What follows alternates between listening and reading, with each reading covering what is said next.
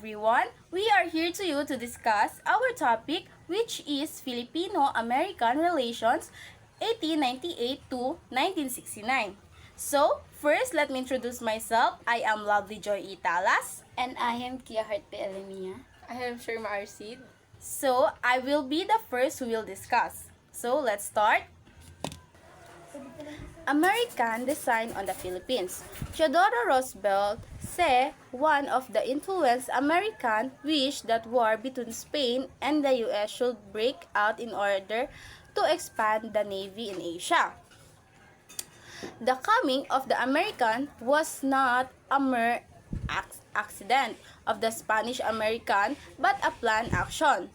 Led by Commodore George Dewey, Manila was attacked on May 1, 1908.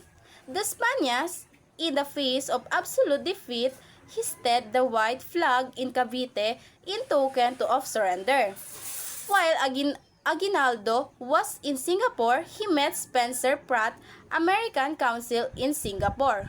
Pratt invited Aguinaldo to return in the Philippines. So here, the American presence in the Philippines left a lasting imprint on the design landscape, so impacting everything from the architecture, from the urban planning of the fashion, and everyday objects that influence all.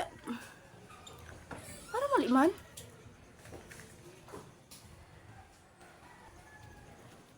So here, the American presence in the Philippines left a lasting imprint on its design landscape, impacting everything from the architecture and urban planning to the fashion of everyday objects.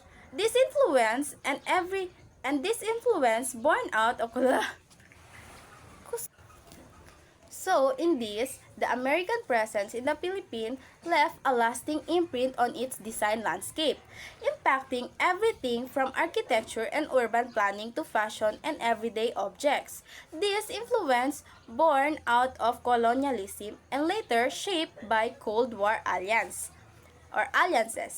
has been both celebrated and contributing to a complex and evolving Filipino design and identity.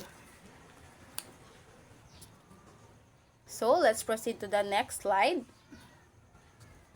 The Spanish and American So, let's proceed to the next slide. The Spanish-American Secret Agreement.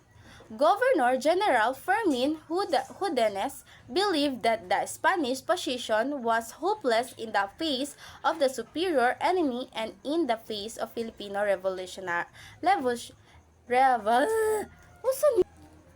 So let's proceed to the next slide.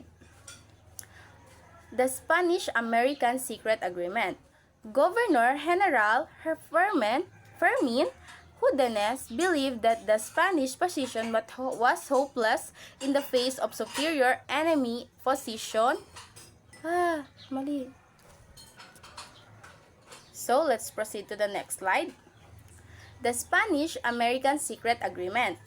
Governor General Fermin Judenes believed that the Spanish position was hopeless in the face of superior enemy in the face of Filipino revolutionaries. To satisfy the Spanish, oh my God, mahirap. So, let's proceed to the next slide. The Spanish-American Secret Agreement. Governor General Fermin Judenes believed that the Spanish position was hopeless in the face of superior enemy and in the face of Filipino revolutionaries. To satisfy the Spanish Code of Honor, Judenes insisted that the surrender of Spain should be done in a mock battle. Judenes insisted that the Filipino revolutionaries should be excluded from participating in the surrender of Spain in Manila. The American accepted the term and even if it meant treachery to their ally Aguinaldo. So here, the secret agreement highlight that the U.S. strategic ambitions and its willingness to use the diplomatic pressure and the financial incentives to achieve its goal. So here, the Malolos Republic, despite its briefly existence, presented a pivotal moment in the Filipino history. It demonstrated the Filipino determinations to achieve independence and establish their own government. So while in the dream of a free and independent Philippines was cut short by the arrival of American forces. The Malolos Republic remained a symbol of Filipino nationalism and testament to their struggle of determination. So, let's proceed to the next slide. The Treaty of Paris provided that Spain would cede the Philippines to the United States, in return to which Spain would receive $20,000 from the United States as a payment for improvement made in the colony. Further, the United States approved to give the Spaniards the right to ship commodities to the Philippines for a period of 10 years of the same term as them of the United States. So, here, ano siya? Here, the Treaty of Paris signed on December 10, 1898 officially ended the Spanish-American War. It was the significant turning point in both Filipino and American history, marking the end of Spanish colonialism, the beginning of a new era of American imperialism. So, let's proceed to the next slide. Press McKinley Benevolent Assimilation Proclamation. It expressly indicated the intentions of the United States to stay in the Philippines by exercising the right of sovereignty over the Filipinos. In other words, the United States would assume control and disposition of the government of the Philippines. President McKinley instructed military commanders in the Philippines to extend American sovereignty over the entire country by force. So here, ano siya? The President McKinley benevolent assimilation proclaim issued on December 21, 1898. This was a declaration of U.S. policy toward in the Philippines following the Spanish-American War. The proclamation of this is aimed to justify the U.S. accusation of the Philippines and present American rule as a benevolent force for program civilization.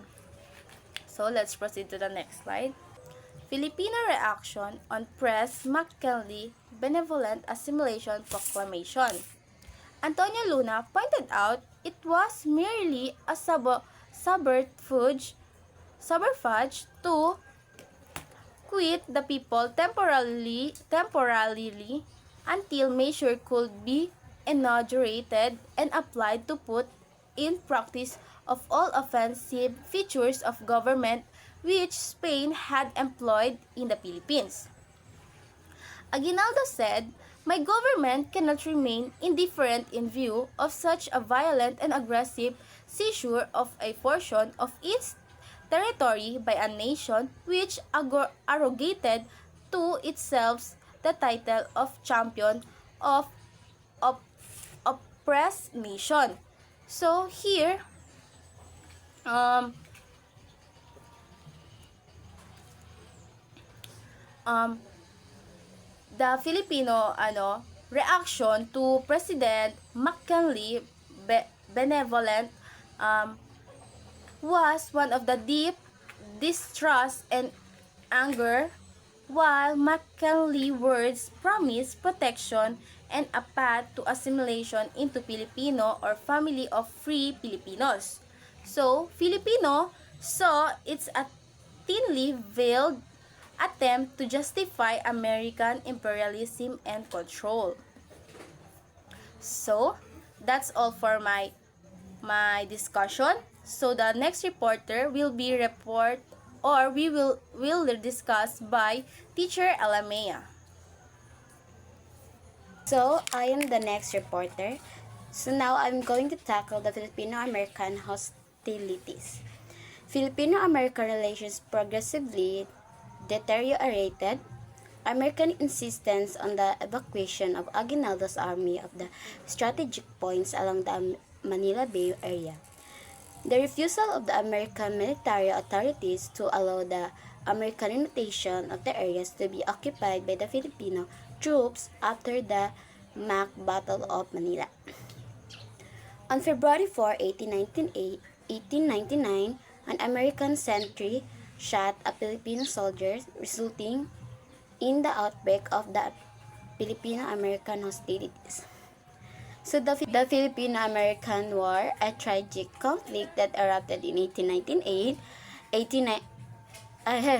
the Filipino-American War, a tragic conflict that erupted in 1899, was a direct result of the complex and often misunderstood relationship between the two nations. While the U.S. initially represented itself as a liberator from Spanish rule, its actions quickly revealed a different agenda, leading to a bloody struggle for Filipino independence. So next is American hostilities. Unresolved February 4 incidents, Aguinaldo prepared local chiefs of the possible start of the Filipino-American hostilities. American military authorities ordered an all-out against Filipinos army. American military won majority of the battles led by Gen MacArthur, while Filipino troops led by Gen Antonio Luna and Gen Gregorio del Pilar. So next is the American conquest.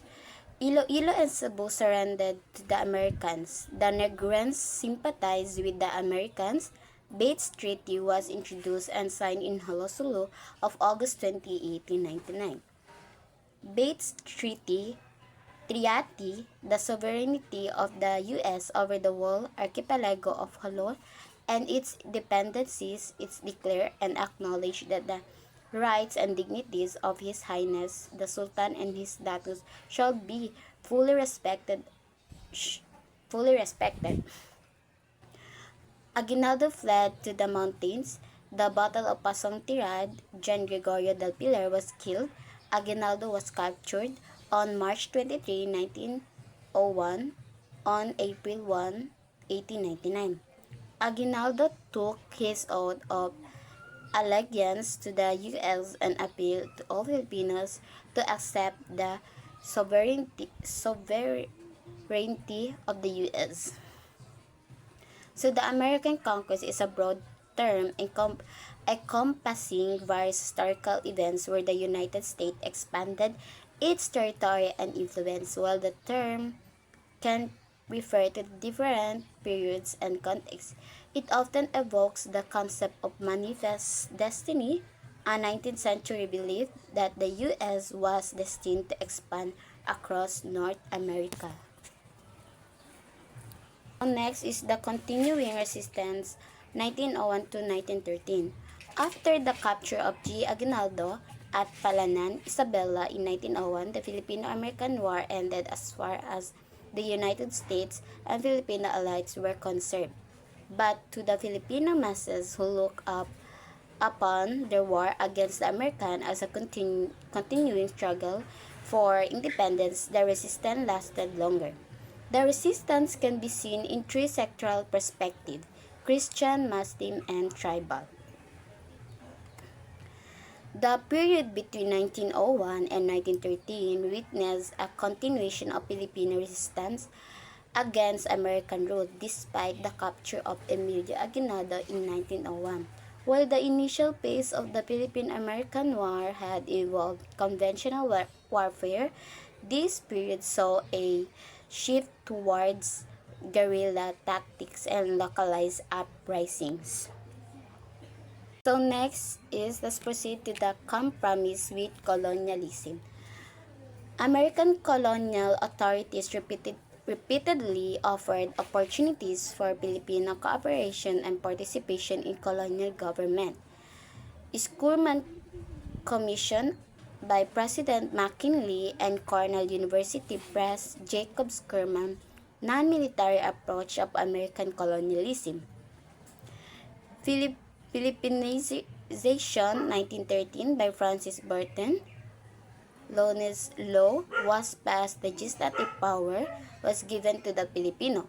So, refers to the complex relationship between the Filipino allied and American colonial rule in the Philippines after the Philippine-American War in 1899 to 1913. While Filipinos had initially fought for independence, a significant portion of the Allied ultimately chose to collaborate with the American administration, seeking to secure their own interests and influence within the colonial framework. The colonial politics and the campaign for independence. Cabinet crisis, resignation of all Filipino members of the Congress of Governmenthood, Schurman Commission by President McKinley and Cornell University Press Jacob Schurman non-military approach of American colonialism. The Ozarks Mission 1931 to 33 to secure what in their judgment would be best out of any situation that might arise in America. Congress concerning the Philippine issue. The Hair Hawes Cutting Act and Act provided for the establishment of a 10-year Commonwealth to serve as a transition government before the proclamation independence on July 4, 1946. So the campaign for Philippine independence was a long and arduous struggle shaped by colonial politics, Filipino resistance, and complex dynamics of power ideology. The legacy of this struggle continues to shape Philippine society and its relationship with the United States. The spirit of resistance remains a powerful symbol of a Philippine identity, reminding them of their fight for self-determination and their unwavering commitment to freedom. Hi everyone, I'm the next reporter of this discussion. I will discuss the Commonwealth. In 1935, Constitution was born, followed by American model, national security and national defense, and social justice program, education, national language, trade relations with USA, aliens, control of a economy. The Commonwealth of Philippines, established in 1935, was a crucial period in Philippines history, making a transition towards independence from United States. It was a period both progress and challenges, paving the way for um, eventual liberation of the Philippines. So next is the result of American occupation. Ito na yung result ng American occupation. We have progress in education, public health and welfare. Third is trade, commerce, and industry.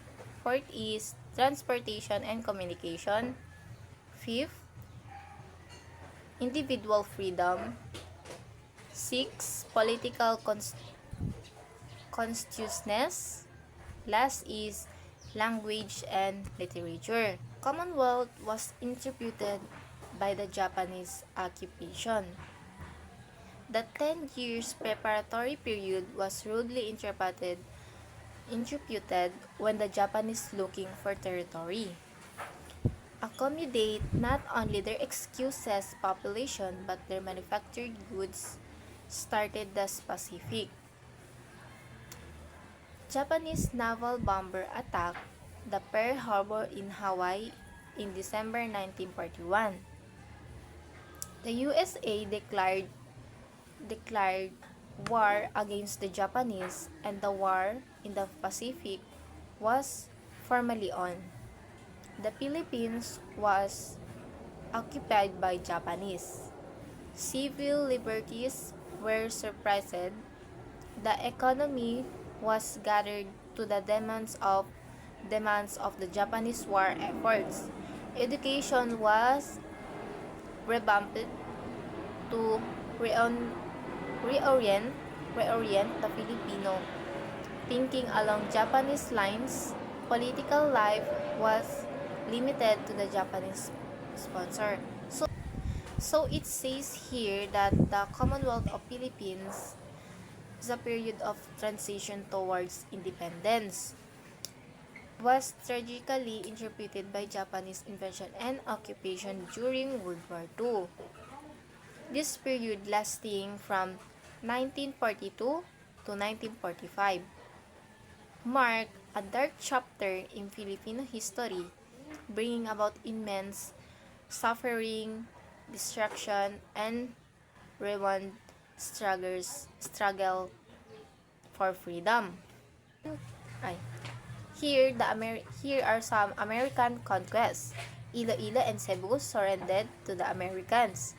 The Negrians sympathized with the Americans. Bates Treaty was introduced and signed in Honolulu of August 20, 1899.